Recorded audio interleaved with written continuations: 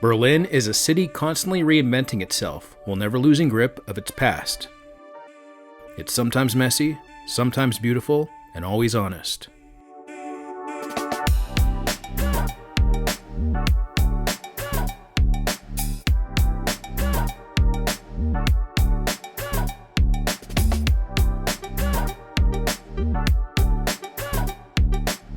Guten Tag from Berlin. Let's go with gusto and explore the complex history of this city of reinvention. Standing approximately 9 times the size of Paris and with more waterways and bridges than Venice, Berlin's origins go further back than the nation of Germany itself, beginning in 1237. The name Berlin is said to be derived from the Slavic word for swamp. It was formerly 2 trading settlements along river routes leading to the Baltic Sea. Dutch engineers helped drain the swampland, on which the city now stands. Before it was Germany, Berlin was a beating heart of the Kingdom of Prussia, a European military powerhouse. Historically, the first major entry welcoming visitors to the city was the Brandenburg Gate. This neoclassical structure was commissioned by Frederick William II in 1791 as a symbol of peace. As Berlin's front door, it seen many moments pass through, such as Napoleon's forces, the Third Reich, and it was a powerful visual symbol of Germany's division. Charlottenburg Palace is a summer palace commissioned in the 17th century by Sophia Charlotte and her husband Frederick I. Walking through its ornate halls and art-filled chambers, you truly get a glimpse of the power and magnificence of the Prussian Empire.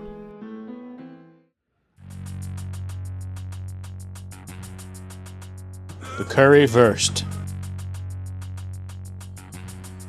Those sliced pieces of sausage. Has a sauce somewhat like ketchup, but a little more of a kick to it. Not bad. I don't normally like ketchup, but this is okay. I could do this. The iconic Berliner Dome was completed in 1905 under Kaiser Wilhelm II as a Protestant counterpart to St. Peter's Basilica in Rome. Right next to the Berliner Dome, you'll find Museum Island. This area goes back 200 years and is home to 5 museums. Museum Island has been designated a UNESCO World Heritage Site, as today it remains one of the most visited places in town. I visited the Alte Nationalgalerie, where its Greek-inspired architecture is as impressive as the works of art inside. Here, you'll find an important collection of 19th century German and European art. Around structures on Museum Island, you'll see bullet holes, evidence that Berlin doesn't hide its old wounds.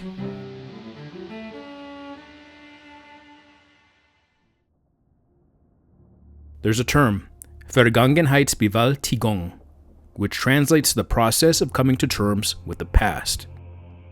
You'll find stark reminders throughout Berlin of its place in World War II, and the emotional fallout from one of modern history's darkest chapters. The Topography of Terror offers a detailed look at the rise and fall of the Third Reich. This history museum has free admission and stands on the site of the former headquarters of the SS.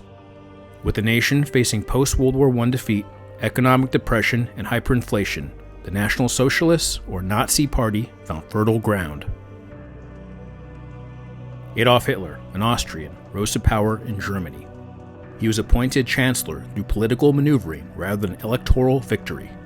Hitler promised to bring the nation back to its former glory by scapegoating the Jews and other minority groups for Germany's problems. When a fire broke out in the parliament's Reichstag building, Hitler blamed the communists, declared a state of emergency, and suspended civil liberties for his opposition. When President von Hindenburg died, Hitler consolidated the roles of president and chancellor, proclaiming himself Führer. Journalists were silenced. Un-German books were burned. Propaganda controlled public sentiment. Affordable radio sets brought the Führer's messages to the Volk community.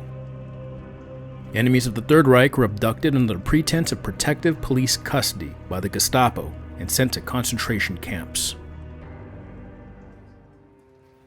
While in Berlin, I visited the Sachsenhausen Concentration Camp. The experience was visceral and unsettling. The words Arbeit macht frei, meaning work sets you free, are written on the front gate. Sachsenhausen was a forced labor work camp. It was an operational prototype for other concentration camps built throughout Europe.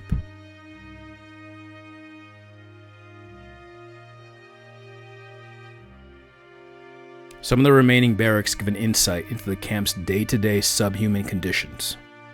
Prisoners barely subsisted on rations and moldy food, slept several bodies crammed into bunk beds, and worked in slave-like conditions.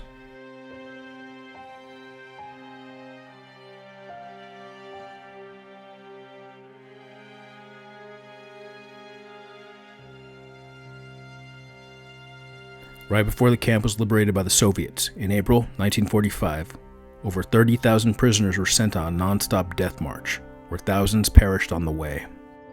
Liberation was so close around the corner. World War II would end on the European front in May of 1945 with the Führer's suicide. While the exact number isn't known, it's estimated up to 17 million lives were lost in the Holocaust.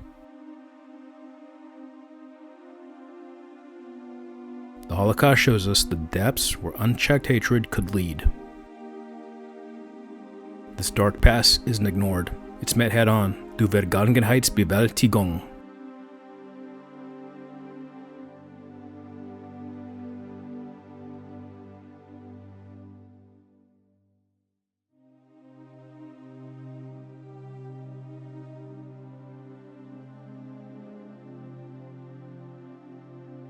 Berlin remembers, in stone, in metal, in a collective memory.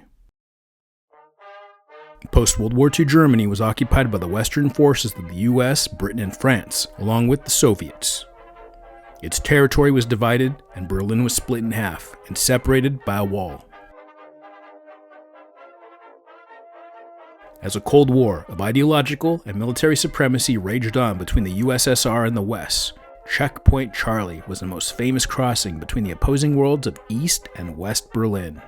The name comes from the military naming system, Alpha Bravo Charlie, as this was the third crossing. In over 40 years of the Cold War, Berlin became a hotspot of espionage. The German Spy Museum traces the history of espionage as a vital element in modern warfare. There's actual surveillance and weaponry tech that feels like something out of the imagination of Q. You'll learn about the rise of intelligence agencies like the CIA, MI6, KGB, and Stasi, and the stories of real agents. We can't forget the most famous agent himself, 007. There are also several interactive experiences to unleash your super spy abilities. Now it's a big reveal.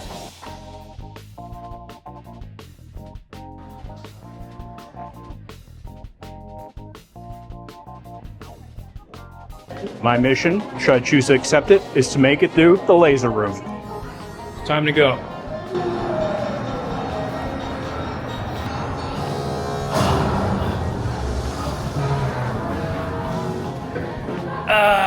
Mission incomplete. I may have failed the laser room, but my time at the German Spy Museum was a success. Getting back to the wall. East Berlin, West Berlin, East Berlin, West Berlin. On November 9th, 1989, the Berlin Wall officially fell, marking the symbolic end of the Cold War and paving the way for the reunification of Germany.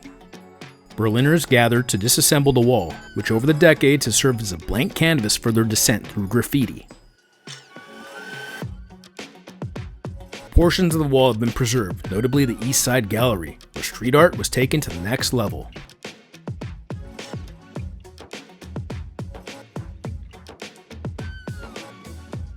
This 1,316-meter stretch features more than 100 politically charged works of art.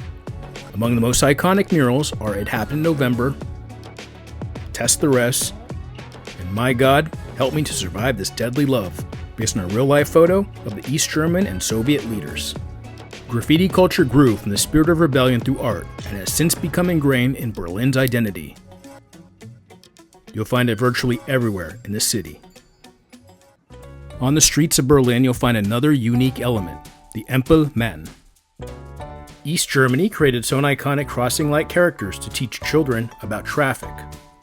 A The hat-like figures gained such a cult following that after reunification, Berlin adopted their use throughout the city. You'll also find several Buddy Bear statues. Bear is a mascot for the city.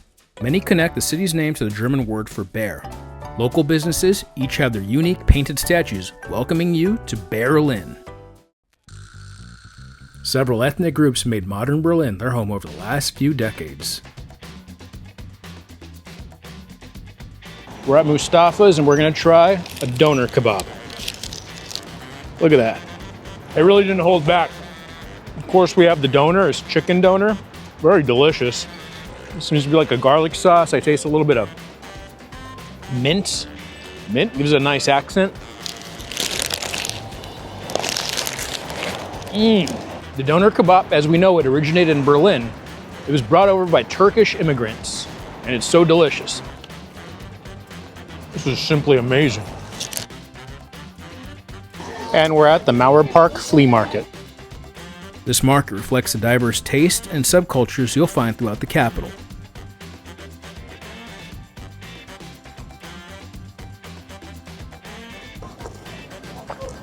Got some glue wine. Mauerpark Flea Market is open every Sunday, rain or shine. Too much rain, I'm getting out of here. When in Berlin, you try pork knuckle.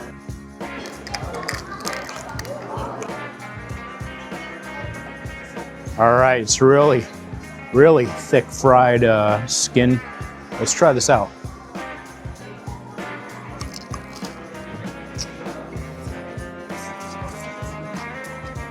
Like the outer skin really tastes like chicharrones or pork rinds.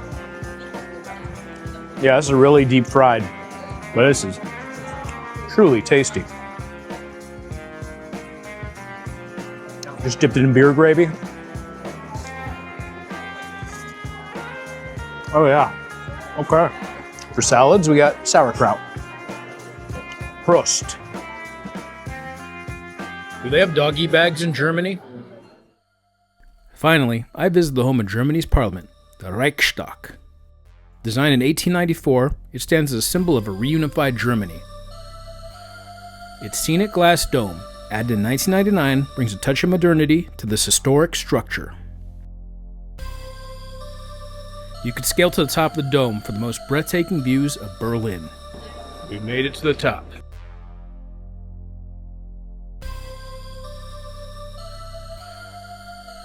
Through all it has seen, Berlin stands undivided. It's been fascinating taking in the many sides of Germany's capital. For more adventures, like and subscribe. And remember, wherever you go, go with gusto.